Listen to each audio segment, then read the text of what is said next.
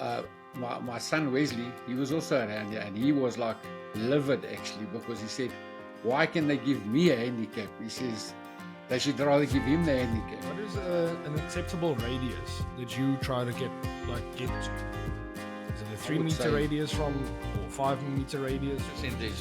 Another time that also from time to time will try and really pull a line as tight as possible is if you really have a strong wind from the side. Welcome to another episode of the Original Podcast with me, your host, Smitty van Champion. Okay, welcome back to another episode of the Original Podcast.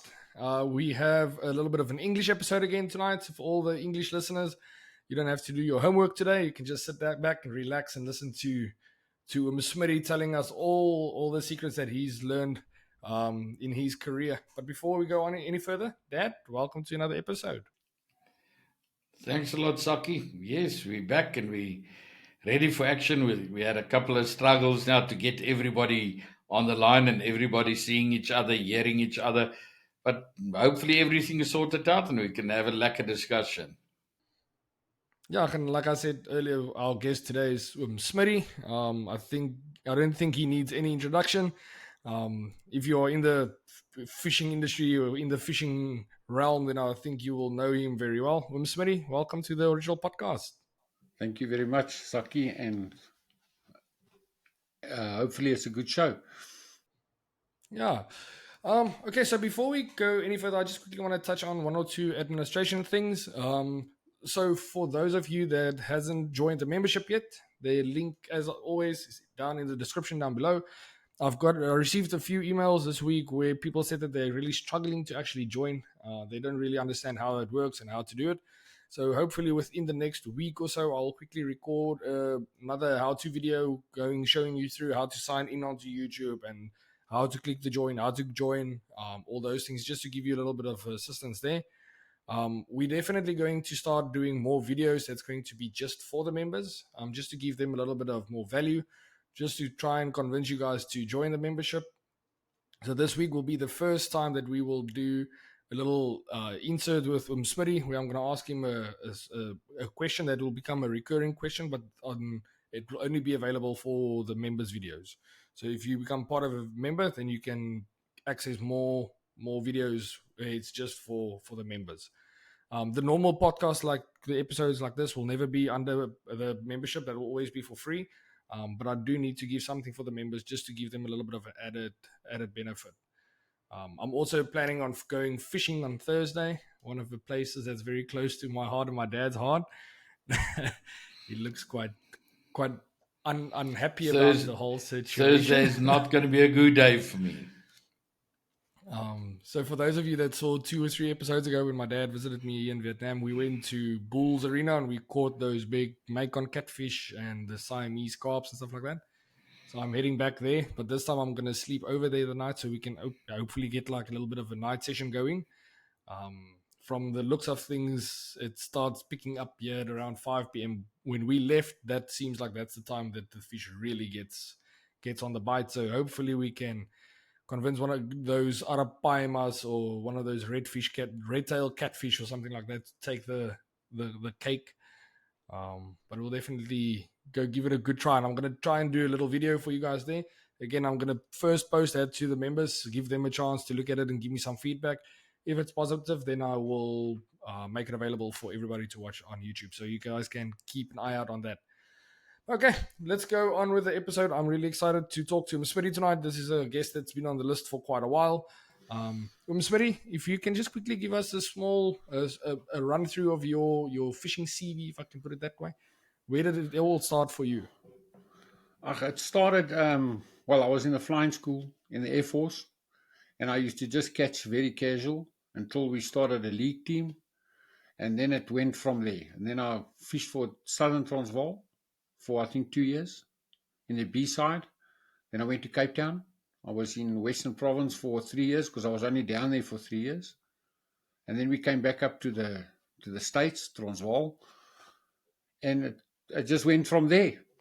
And I think I went to the Nationals in Boland at Worcester Dam. I got my national colours there for the first time. And 10 years later, I got my colours for the second time. That's like a big gap. But I mean, that's how it is. But I just kept on fishing, and that's my life. That's about it. Now, in the meantime, how many times you got colours now, Smitty? I think 6 times. 6 times So national it's colours. not only yes. those two No. years, it's a couple after that as well. Yeah, And you got your yes. colours, your master's colours now as well, and veteran Yes. as well, or not? No. You don't. The veterans are only starting now.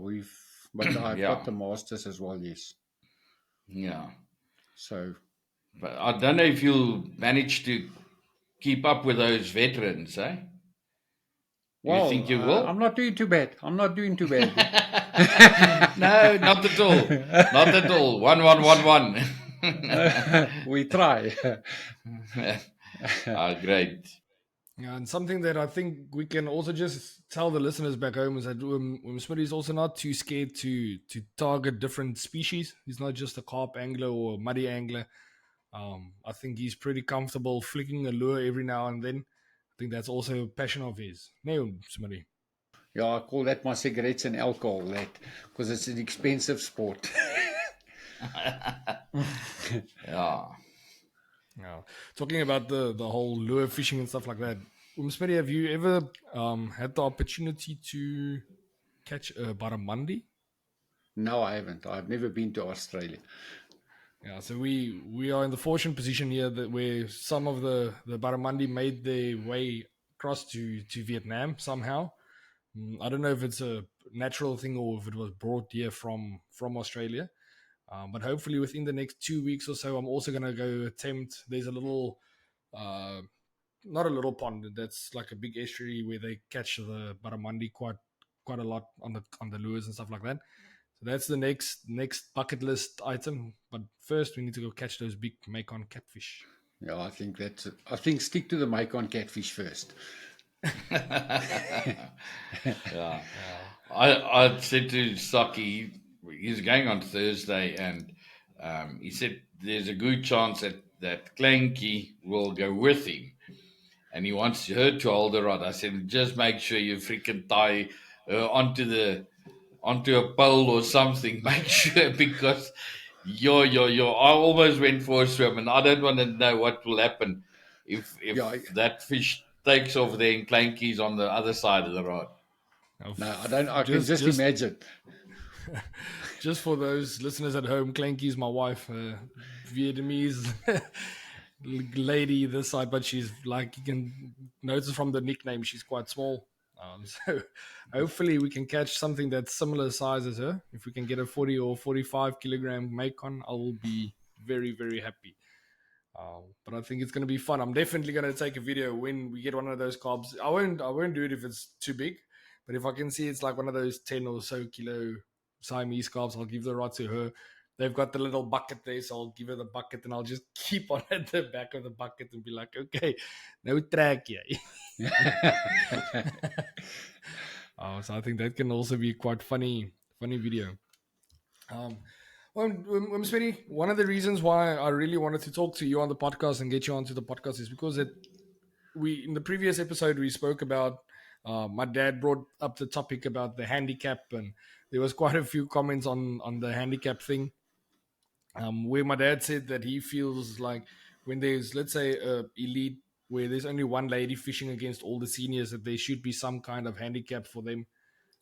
And then Gideon made the comment where he's like, there's a few of the masters or veterans where you will be really, really upset if they get a handicap and he has to fish against them. And I think you are a prime example where I think if somebody gives you a handicap and put you in their zone, I don't think anybody will be very happy with that. Actually, Barry and myself had a good talk this afternoon about this, and my son Wesley, he was also around here, and he was like livid actually, because he said, why can they give me a handicap? He says they should rather give him the handicap. So Barry and me actually said I think it's a thing to look into. I think it's a great idea, especially for the women and the older people like myself and Barry. See, I think it's gonna be a little bit more difficult to convince a lot of people to give Smitty a handicap. Saki, like I said to Smitty and Wesley this afternoon, that's a discussion that needs to be taken by that they need to have at sub-off level. But when you start to discuss it, you say everybody younger than 50 has got no say. They must just keep quiet because none of them will ever agree to it.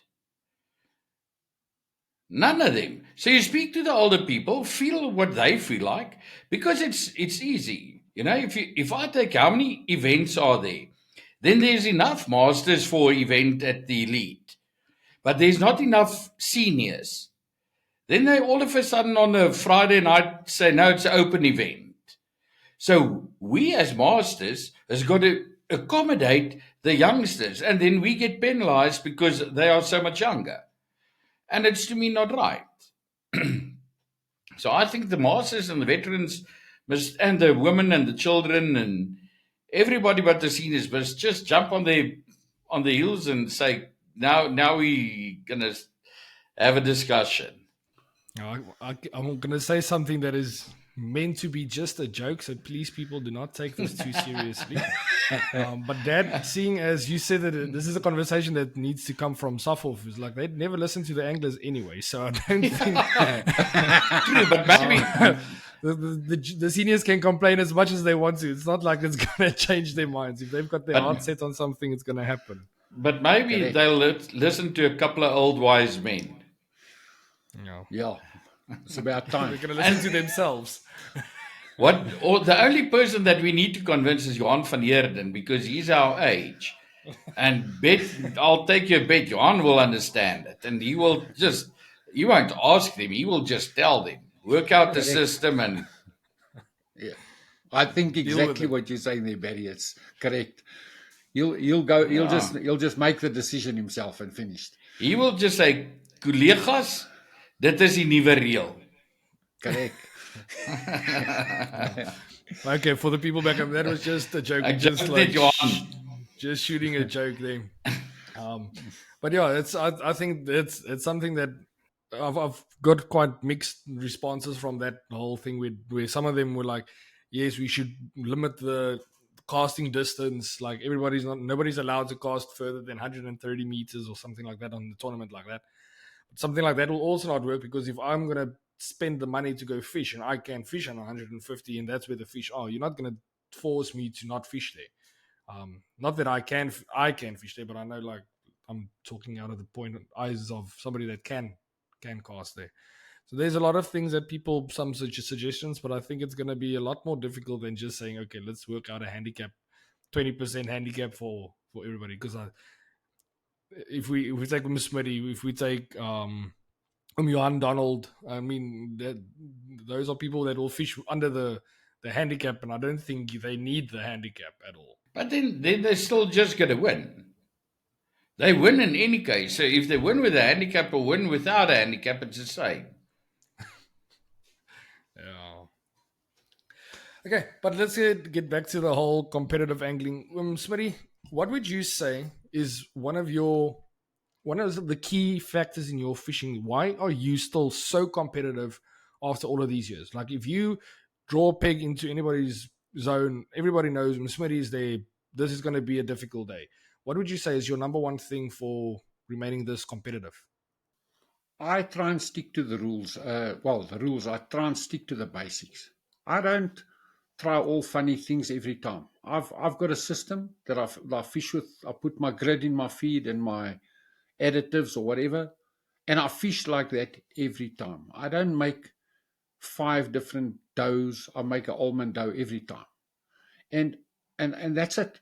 I don't mess around with a lot of factors, if you know what I'm saying. I stick to the basics if possible, and I fish. I believe Papgooi, because spot casting is more important than distance casting, and that's what I believe in, and I stick to it. Smitty, if you're going to say, in general, when you fish, let's say the majority of the time we're fishing Waldam. At Waldam, what is your most favorite distance? You Well, say for you're the not really worried about casting far, but on the spot. What would your best distances be in general? 115, that was where I would stay. And I stay there the whole day. I believe the fish will come to me and not me go and look for the fish. And I mean, it works. Do you do that with both rods or only one? I will mess around with a short rod in the morning, but I will fish the one rod particularly. Well, most of the venues I'll fish 115 and I'll stay there. And then I'll put both rods there if I have to, which is most of the time anyway. Now, 115 is like distance. It's not close. It's also not far, but it's like it's like a happy medium. Yes. And I mean, you can get more of your spot casting is better on that distance. I mean, if you start looking at 125, 130, which I don't get to anymore, especially with a new 0.25 line, I say 115 is for me is a good distance, and you can stay there. And then, Smitty, if you do the 115 for your general rod, what type of sinker would you normally fish with? A 1.5. 1.5 Okay. is what I fish So with. you want to make sure you get the distance and be solid on the spot. Yeah, I don't believe in noughts and ones. To me, those number one, then you miss a lot of fish with that, because I mean he's pulling the light weight around, and he doesn't that hook doesn't go in. But I fish with a 1.5, 90% of the time. That's interesting. And if you fish the 1.5, if you fish a 115, do you clip it or do you mark your line, or how do you I do that? I'll decide if I go to a dam like Bloemhof, I will never hook in. If I go to the Val Dam, I will hook in at 115. But Bloemhof, I won't hook in at. If you clip on 115, we're fishing Valdam. You clip 115. Um, do you cast it solid onto the clip and try and have it as little line left, or do you make sure you fish short of the clip so that you actually still got a meter or two for a bait runner? I will clip it just a bit. I'll clip it at say 118. But I will Okay. make sure that the 115 so that you got a bit of a leeway for that fish that runs. Yeah. So you do use your bait runners. Yeah, yes. All right, I use Oh, Altegras at this stage, but I mean it's yeah, the same thing. Yeah. yeah. Yes. And Okay. If you Smitty, say if you say you use Altegra, what do you mean by that? It's just it hasn't got a bait runner. You've got to physically set the drag yourself now. You got to is tighten it and one of those loosen it. speed drags where it's like the half turn or Yes, quarter turn, correct. and then Yes, yes, yeah. have you seen those reels, Dad? I have. I have. I just didn't know what they called. I just know they're very expensive. That's all I know. Yeah. So that's why I don't look at that. With the amount of fishing I do, it's definitely not worth it for me to lay out that money for that, The because in any reels. case, I never Fish with the use a bait bait runner runner. anyway. So that's not a problem for me. Well, Smitty, if you say that you value the spot fishing and fishing on a spot, what would you say? Let's say on 115, which is your favorite. What is an acceptable radius that you try to get to? Is it a I 3 would meter say radius or 5 meter radius? What would you say is your I ideal? will try and get as close as possible to 3 meters. If you can get to 3 meters the whole day, geez, luck, you're going to hammer the fish, and it happens. Yeah. You've just got to be. And I stand on the same place every time when I cast. I make sure of certain things. I do that all the time. And if you stand on the same place and the wind direction changes 180 degrees, Well, then you gotta just make plans. do you And then change your spot where you yeah, well, stand? left or right, yes, Yeah. yeah, well.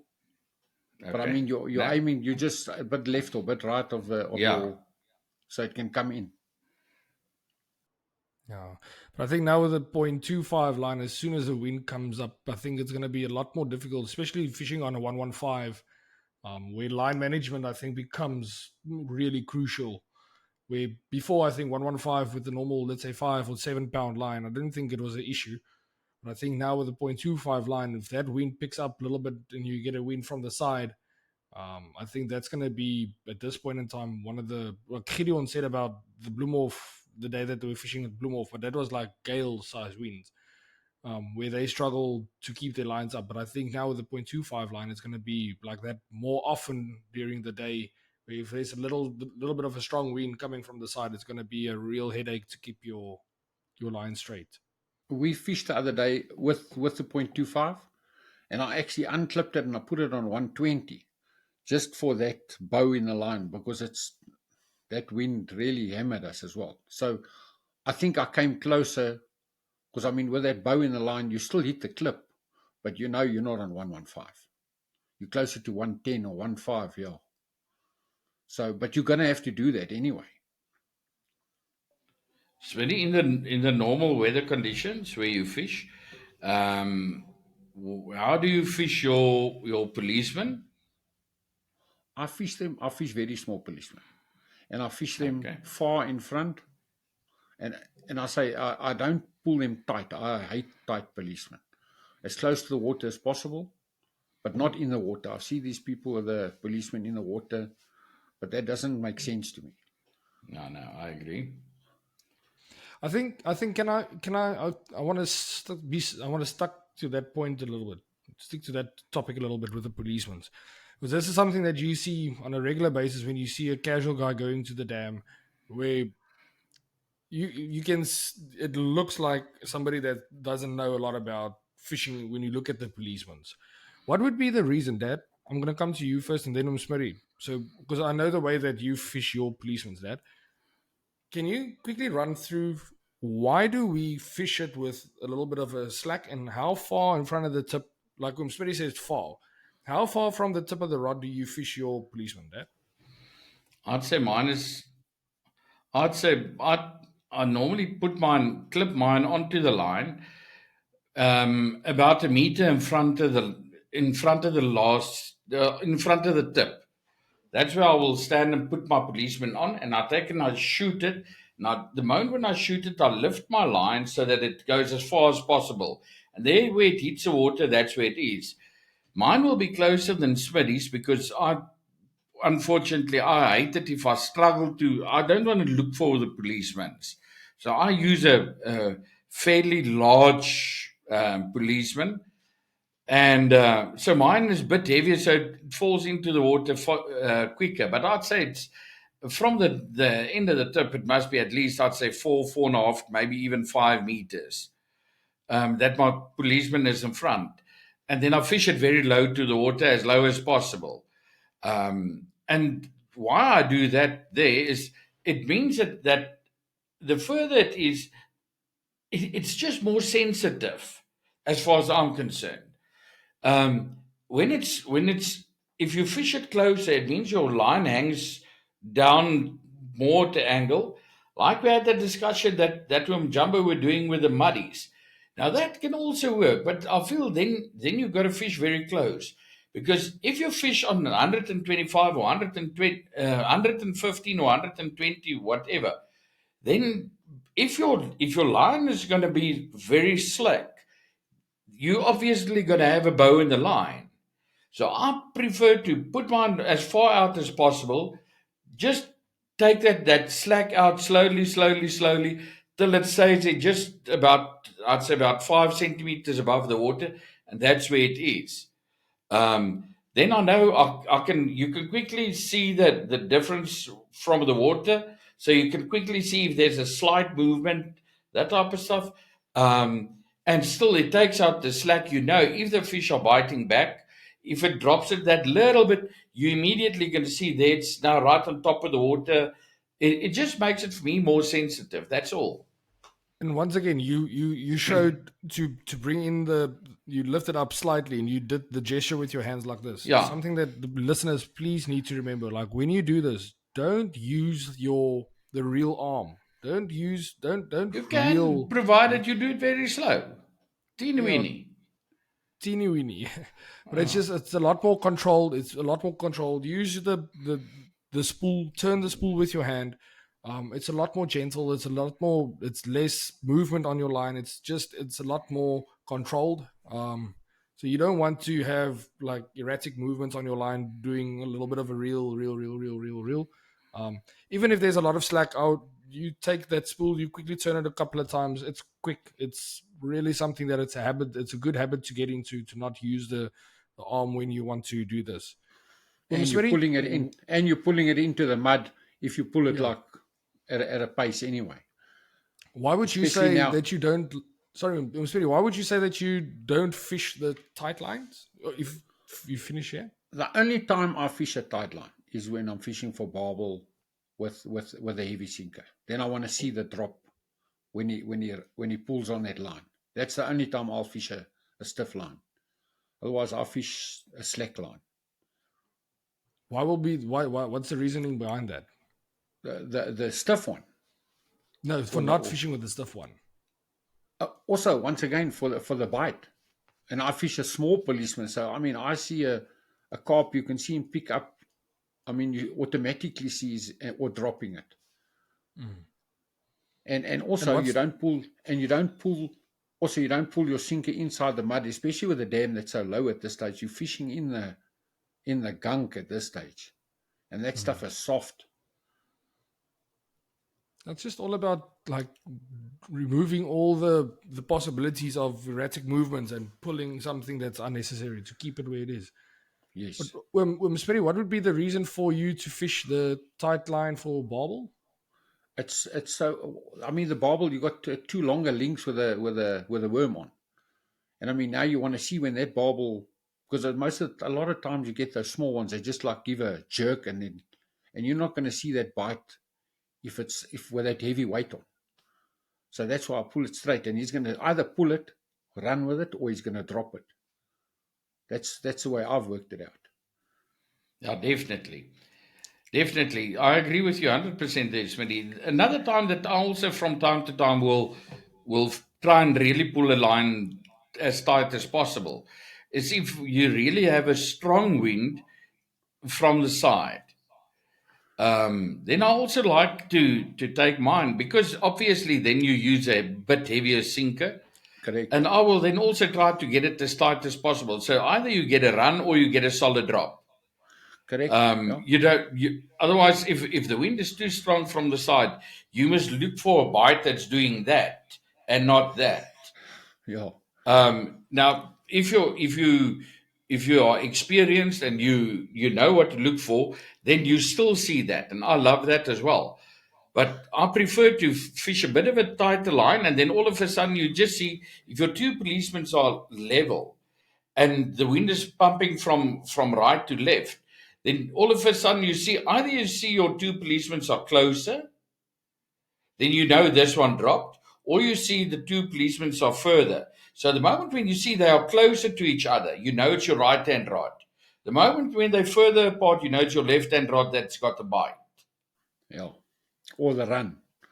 Or they run. Pick up, but if you get it where they just bump it, always remember, if they go closer to each other, it's the wind, the rod above the wind. If they go further apart, then it's the rod below the wind. Correct. So that's a small thing that a person can also remember. Technical, but it definitely helps.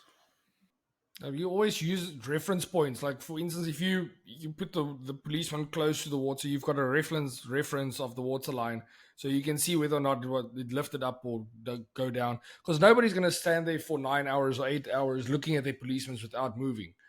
So we all get distracted. You turn around, you talk to someone, you look back, and when you look back, then you still have a point of reference to see whether or not they moved. And if you can use your other policemen, and that's why we would always fish them. If you've got the two rods, they will always try to level them up. Don't have one policeman here and one policeman here. Try to level them up so that you have another reference. So at that point in time, you have the water line as a reference.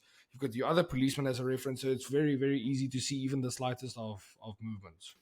Yeah, go to Knoppiesfontein and then you'll be watching a policeman for 8 hours without them moving.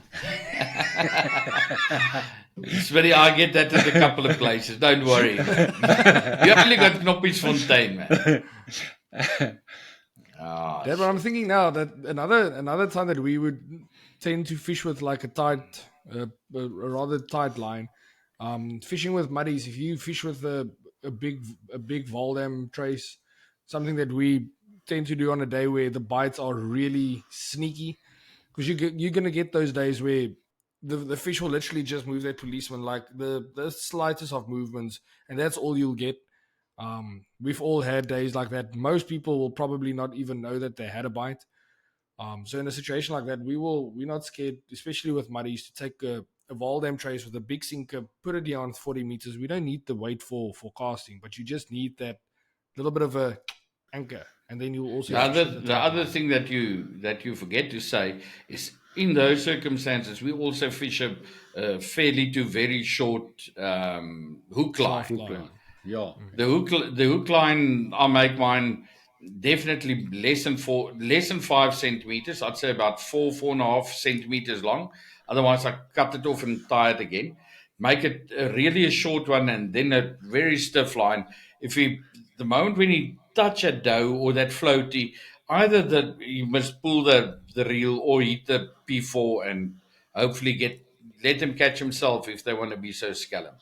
Yeah, I also just turn my drag up in a case like that. I turn my drag up a little bit more so that he can You see, I either don't pull use the a reel. drag at all.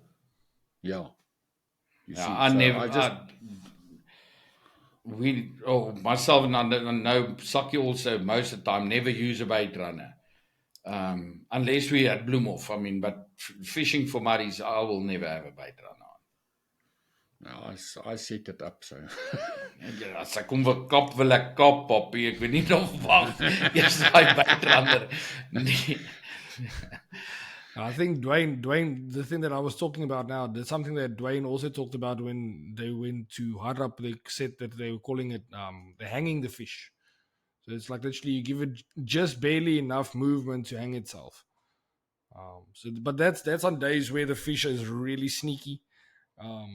But I think for the most part, fish with your lines a little bit slack. Keep it low to the water, keep them level. It works better. If your eyesight's not so great, go for a larger policeman. Don't be scared to go too big. Don't go Use big. those super kayers there I'll send you a couple there, Barry. You know what the point behind that is, I never get a lot of bites anymore. Those years are long gone. So I put my rods in and I need to wait for the fish to bite. In order to wait for them, if I stand at my rods and now I'm going to recast and recast and recast. So what I need to do is I need to take a stroll and go and do some PRO work, and go and talk and catch up all the nonsense of the past. So I walk and I talk to everybody, and I'm only allowed to walk up to where I can see my policeman. If I can't see my policeman, then I'm not allowed to walk further. Then I'll go back one peg. So that's why I prefer like a big one. Then I can walk further. Smitty, did you fish this weekend? Yes, I fished yesterday. Where did you fish? I quickly took a drive down here to Aston Lake, quickly yesterday morning. And successful? Yeah, I ended up with 11 carp. The people around me weren't very happy because I was there 10 minutes and I had my first carp, and some of the oaks hadn't got a fish the whole night, so I wasn't not very, the oaks didn't like me very much. But I left at about 2 o'clock and I had 11. So, and they're nice Anything carps. big? No, yesterday was about 2.5, maybe 3 kilos. None of those 6 kilo carps yesterday. But I've got a fish every weekend. On what distance again, Smitty? Also, 115. I fished yesterday with a 7 pound, so I just stayed there on that distance, 115, and I stayed there for the day. Okay. It just proves again, like, if you don't need to drive far to have a good day out. And Aston is it's not far to drive for most of the people in Boksburg and this area. East and Joburg. You don't have to drive far. Go to a place, go to your local 50 Rand dam. Go there, go have fun. It's not necessary for you to drive to Bloemhof every time you want to go fish. Even though I think Smitty wants to drive to Bloemhof every time he fishes, but you don't have to. But there at Bloemhof, it got to that stage now where if you catch a fish, the moment when you land it, immediately that fish will ask you, "Where's Smitty? Where's Smitty?" Because I don't visit that often. just like with all the essays and Suffolk tours and Springbok tours and everything you had, I'm sure you must have caught all of them once. No. No. I wish. Yeah. Smitty, to come back to your fishing yesterday, where did you sit? Where at Aston did you? Well, yesterday morning when I got there 10 to 6, that place was full. And I went, and as I went, I decided I'll go to the right, and there was oaks camping there, and there was a gap there. And I said to them, can I druk in? I'll throw straight, I promise. I said to them, the oaks off, yeah. And the oak said, yeah, no problem, pull in. And I sat to the right near the dam wall, between that, I think it's a willow tree that's there, and the wall. And I sat there. Yeah, the tree. That's the only one on that side, yes. I would have liked to have gone to the left, but I saw that was full, really full. I said, and I actually spoke to Dion today. He came here today to do some business. And he actually said it's the fullest it's been over a weekend for a long time, but the weather was nice. So that made sense. Saki, the whole story that Smitty is telling now reminds me of a day that myself and Mom were fishing a club competition at the Rust. Now, obviously, if you know a club competition at the Rust, that must have been more than 30 years ago. It's before you were born. In any case, we still had Supercast. Just like in those years, we were highly competitive. Just like I'll do anything, but you don't stuff around with me. If I fish a competition, it was all about the competition. And the rest were packed that day from left to right and everywhere. But we were there early in the morning, the club, and we went in and we got our spot where we sat, and that's it. Yeah, and at about 9 o'clock, I was catching carp every now and then, and I'm busy playing a carp. And next moment, there's a guy with a Sierra stops there behind me with those old jelly tip rods from Carl's. Those jelly tips. 2 of those jelly tips through the window here. And he revs at that XR6 a little bit here behind me. And as I looked around, he said, "Me, kan ek hier langs jou sit?" And I said, "No. I mean, there's not enough space for somebody to sit." So this ou said to me here through the window, he said, "Well, ek gaan kyk. Sal nie ander plek is nie, kom sit ek hier." Just like, and there the guy goes. And he went down to the far right-hand side and didn't find another spot and turned around. And as he came back, he came straight and he came and he parked right next to us. And I thought, oh my goodness, yeah, it's going to be a tough day today. But in the meantime, I'm catching the fish, man. Yeah, and this oak stopped there and he put his pegs in the water. That was still the way we fished at those years. Put his pegs in the water, took his one jelly tip out, put that night talk on, feed the line through, take a trace, bait it up. He didn't put a box out or anything. It's like that in the car, in the back of the boot. And but before that, as he got out, the first thing he took out was he took a cooler box out, and I thought, oh yeah, hier kom het vandag. Just like him, this I took his rod and he cast, but he cast it straight, no problem at all. Puts a policeman on, went to the car, took out the second rod. He was busy putting the line through the guides, and there goes that first one. I think that guy caught 4 or 5 fish before he had his second rod out. And the moment when he started catching fish, my fish were gone. I didn't get a bite. Now I sit here and I look at this oak and now I want to go and ask him, listen, help a bit, But with a bad attitude I had the morning, you know that you're not really welcome there. And he's not talking to me. He's cupping me, going me ignore completely. Just like, and at that stage, I'd say must have been at about 12 or 1 o'clock. This guy said to me, listen, have you got plain millies? And I said, yeah, I got plain mealies. He said, well, it's better you put that stuff on than the shit that you're throwing in the dam. Yes, and I was upset because now I know this oak is making my name arse here. In any case, so I just ignored him. But now every time he puts his bait on, and I can see he's putting a millipip and then a bread backing behind it. And then he dips it in something with this bright orange color, like a Cine One. And yeah, I tried Cine One and I tried 007 and I tried everything but not a bite. And eventually, later in the day, I caught 1 or 2 fish more, but not nearly what this guy had. And the day ended and we packed up and we left. The Monday morning, I got to the office and Jan, that was working at Leon's in Pretoria, he phoned me that morning at about 9 o'clock. He said to me, Barry, ek hoor my chommy het jou opge so en so die naweek. I said, yeah, who's your chommy? Where was he nogal? He said, no, he was sitting there next to you at the wrist. I said, yes, like, okay. Was he the guy with the Sierra? He said, yes. I said, okay, that's true. I said, did he perhaps tell you what he was using? He said, yes, he was. Now he was out. We had supercars at that stage. He said, no, he was using that new carb cream that you just brought out. Now that was that orange pineapple emulsion thing. Whatever. In any case, and he said, no, that's all he was using. He went in the Monday morning to buy some more. Then he told Jan about the story.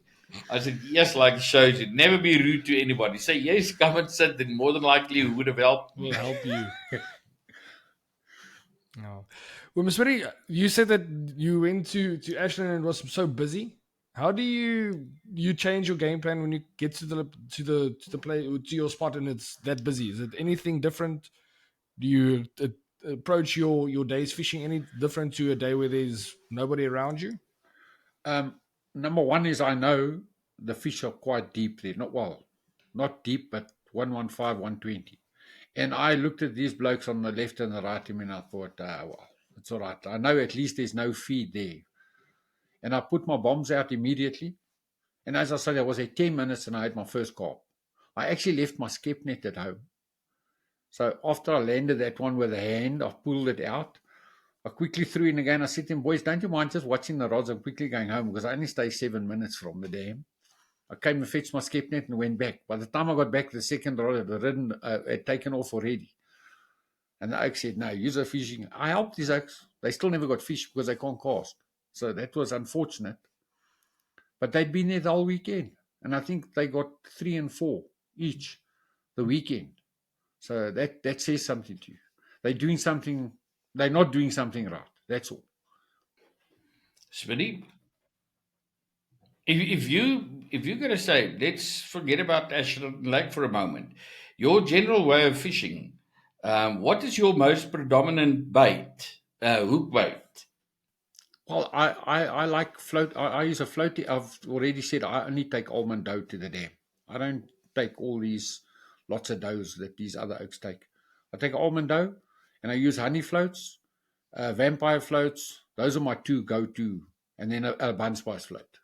Those are my 3. But do you fish a float and a dough most of the time? Yes. Or only a float or only a dough? How do you combine? Yes, I'll fish a float and a dough, and then just a dough, and the other one I'll just do a floaty and dough, and then just a float.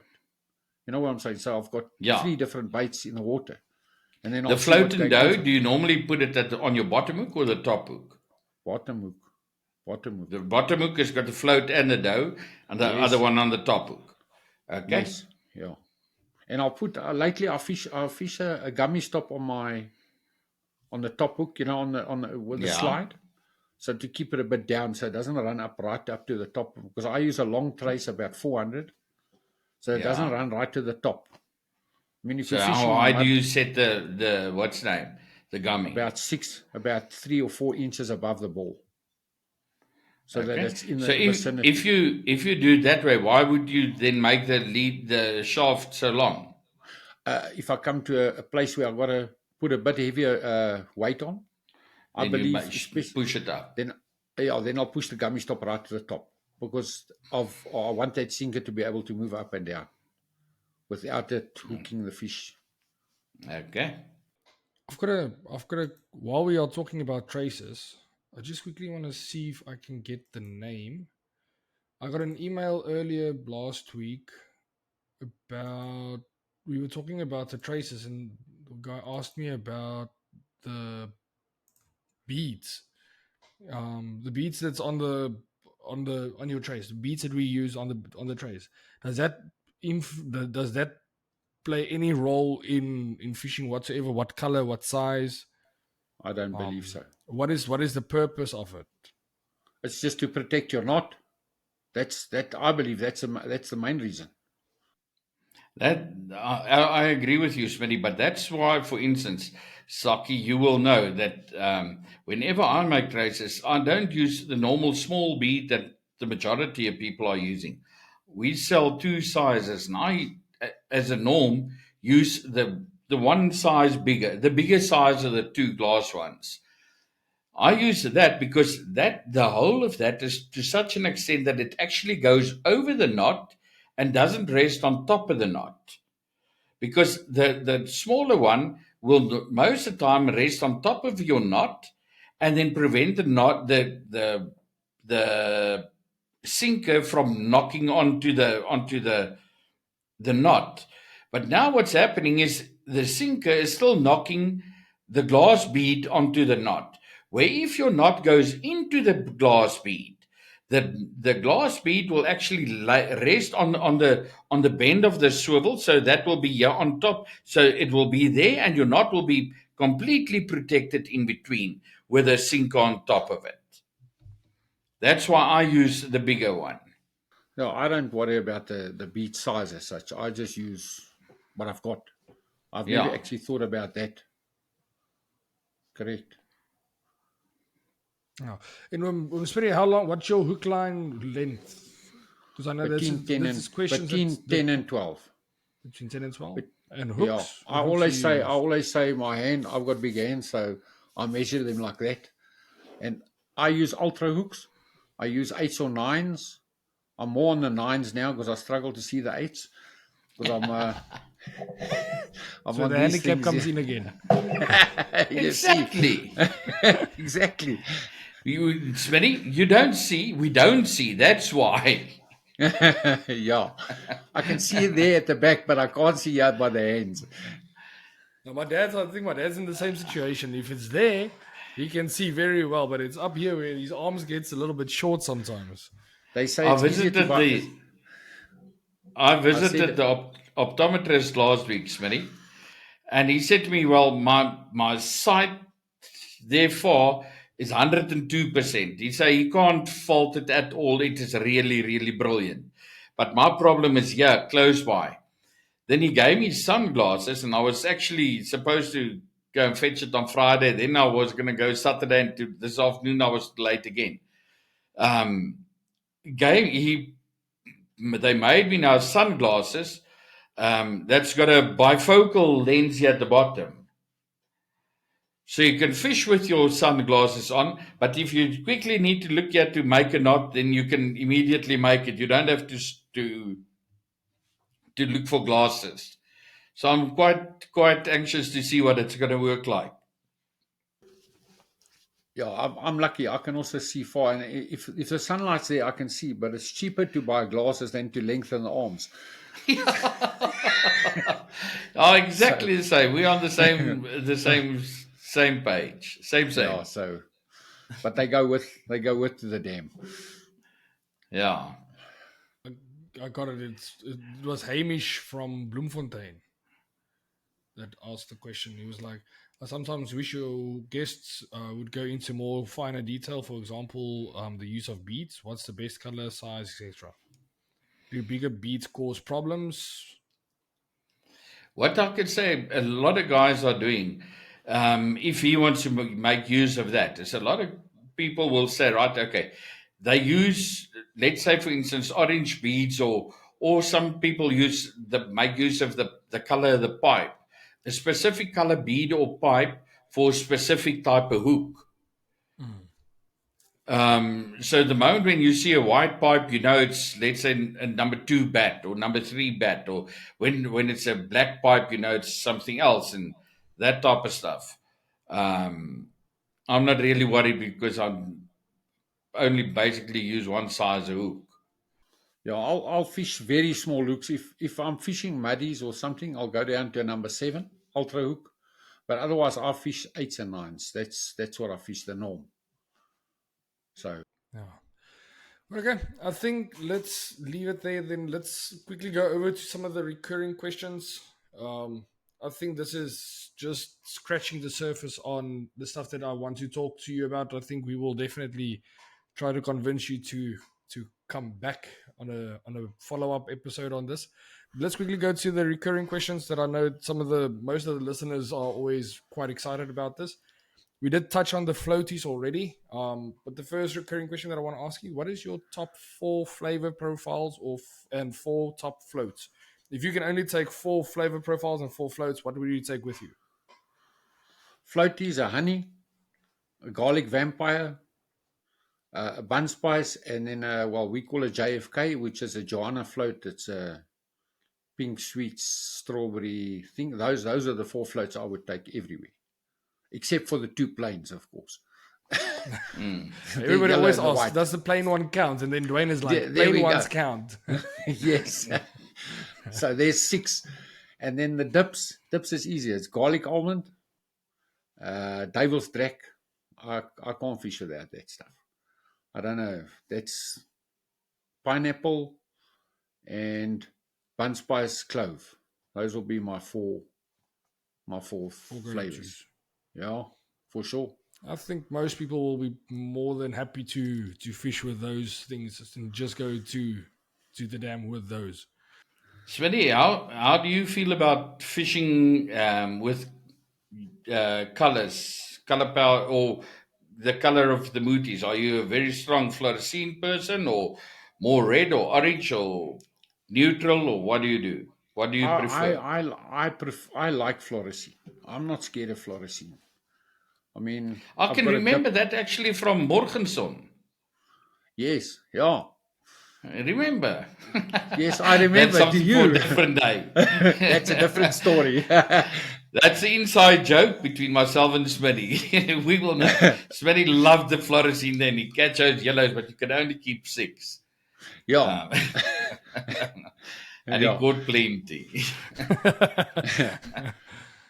We try and catch the yellows down in the Val, but they're too small.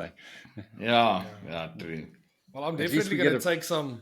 I'm definitely going to take some fluorescent with me on Thursday when I go for those make-on catfish, because I've got fluorescent powder here. So last time when I went with my dad, I completely forgot about it. But I definitely want to go see if I take the cake, because they fish with like cake. It's like literally like cake that you can eat.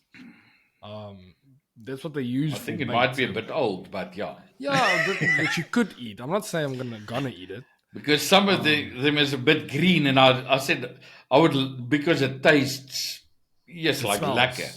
Yeah, it smells.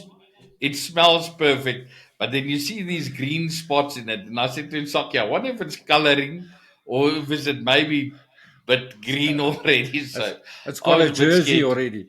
Yeah, but so luckily I'm taking a local with me this time, so hopefully she can talk to them and find out exactly what it is. It's very convenient having somebody that speaks the language and can translate it to you on the spot. That helps a lot. But I'm definitely going to take the fluorescent see if that's going to make a difference. I don't know whether or not they will allow me to use it, because I think I'm going to catch all of the fish there. You don't ask. Like Gideon taught me, he said to me, Uncle Barry, it's always easier to say you're sorry than to ask permission. Ask for permission. Correct, yes. Most in England, you're not even allowed to fish with fluorescent. Yeah, but this is Vietnam. This is completely. Hopefully, this is they're going to be completely like, okay, do what you want to do. Just slip the guy like a 50 or something like that, and be like, shh. Okay. And if Saki says 50, he means a 50,000. Yeah, what is 30 rand? 35.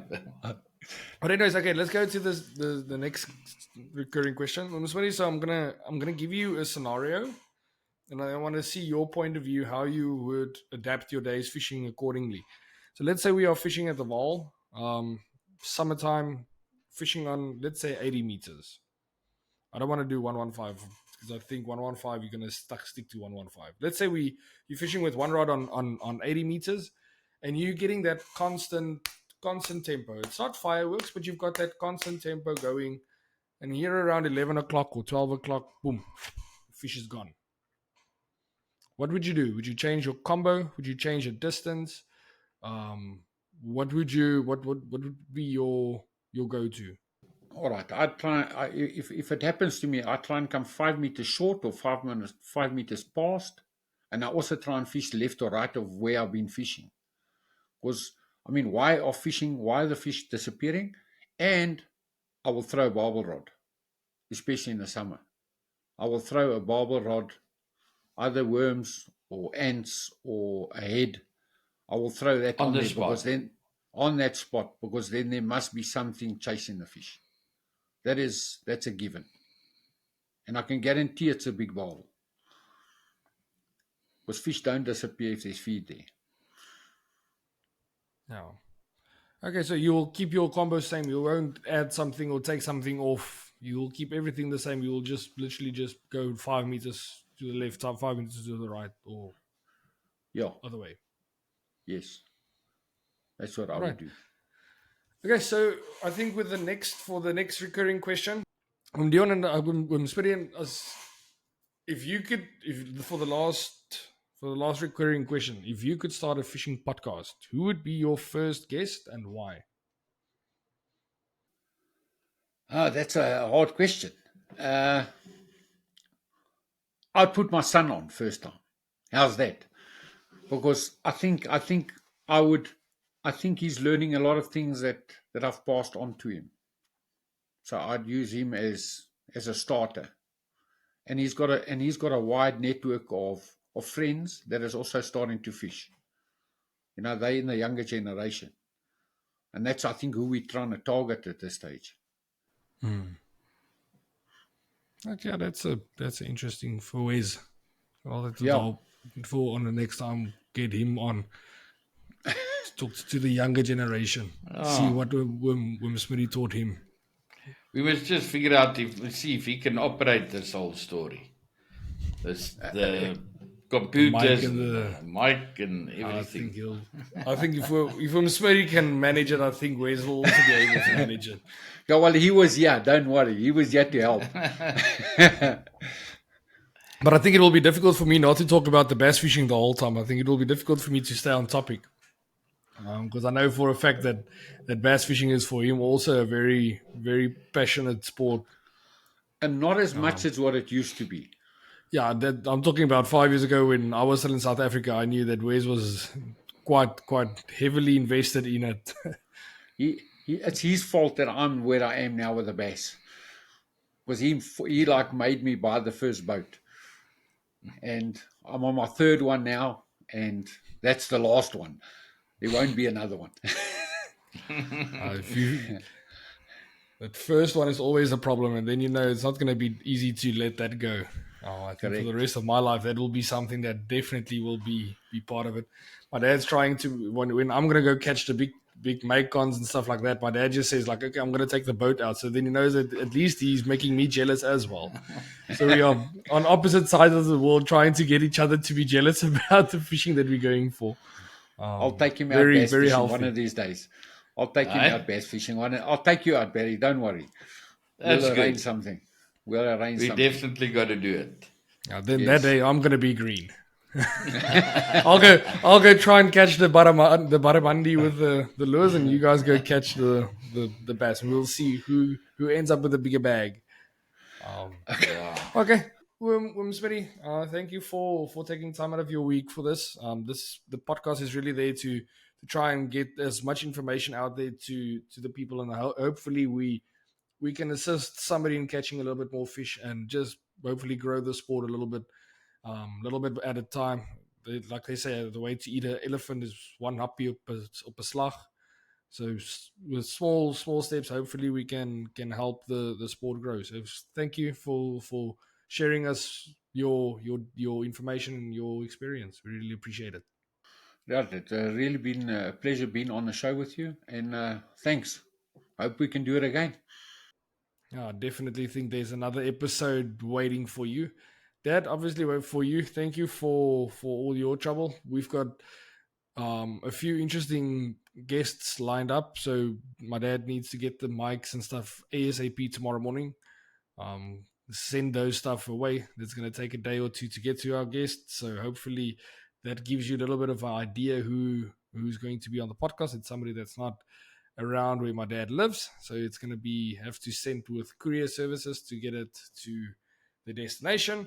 So hopefully we can get that sorted. So Dad, thank you for the trouble that you're going on that side.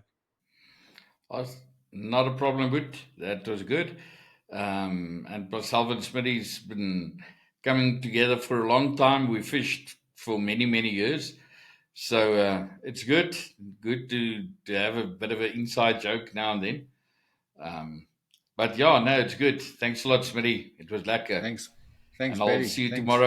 tomorrow morning to pick up the stuff. Great stuff. Thank you. Right. So also we've got a couple of lekker episodes coming up. I'm gonna go fishing on Thursday. If you guys are interested in seeing a video of me catching those fish, let me know in the comments down below. I will take a video. I don't know whether or not I'm going to make it public for all of the people, but I'll definitely make it available for the members. For the members, you will see there's a little insert for you, especially just for you guys from Smitty. We will do this now every week with every guest where I'll have a question or two that I'm going to ask the guests, and that will just be for the members. So if you haven't joined the membership yet, remember, click the join button down below, and then hopefully you can learn another thing or two. We'll see. But anyways, if you stayed until here, I really appreciate it. Dad? Saki, just one last thing. Please do me a favor, and when you go and fish, take a lekker video of me from of the peg, the stand they're using. What happened to the video you took? It's just not lekker. I can't. It's too far. I can't zoom in properly. Okay, but I'm sure you will sort it. I'll remember. And then the people can watch out for that. We're going to show that to them. That's I think a brilliant idea. Alright, as julle geluister het tot nou toe, wil ek vir julle dankie sê en sien ek julle volgende week. Cheers.